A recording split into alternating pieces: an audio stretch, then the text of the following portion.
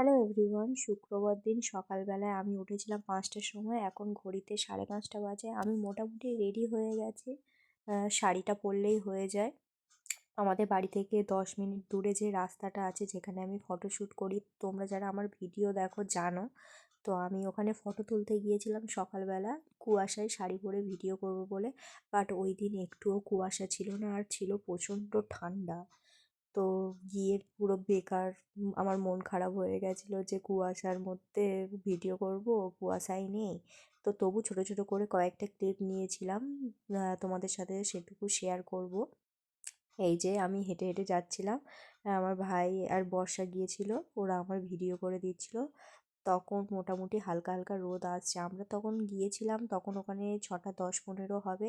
আর video করতে করতে 7টা মতন বেজে গেছিলো। তারপরে বাড়ি এসে অনেক কাজ বাজ করেছিলাম সকালে।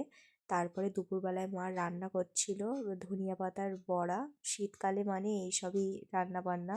তো একটু আমি ভিডিও করছিলাম তাই জন্য। আর অনেক দিন ধরে বেগুন পোড়া দিয়ে ভাত খাইনি, তাই মাকে বলছিলাম যে বেগুনও পোড়াতে।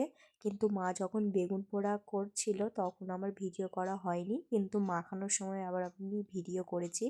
আগে তো ছোটোবেলায় পান্তা দিয়ে বেগুন পোড়া খেতাম, কিন্তু এখন আর তো সেইভাবে পান্তা ভাত খাওয়াও হয় না। আর সকালবেলা মা রান্না করেছিল ফুলকপি ভাজা আর মাছের ঝোল। এই যে মা বেগুন মাখাচ্ছে। তো বেগুন দিয়ে ভাত তো আমি অনেকটা খেয়ে নিয়েছিলাম, মানে আমার খুবই ভালো লাগে। তোমাদের কাদের কাদের বেগুন পোড়া দিয়ে ভাত খেতে ভালো লাগে আমাকে কমেন্ট করে জানাবে। আর ভিডিওটা কেমন লাগলো সেটাও অবশ্যই জানিও।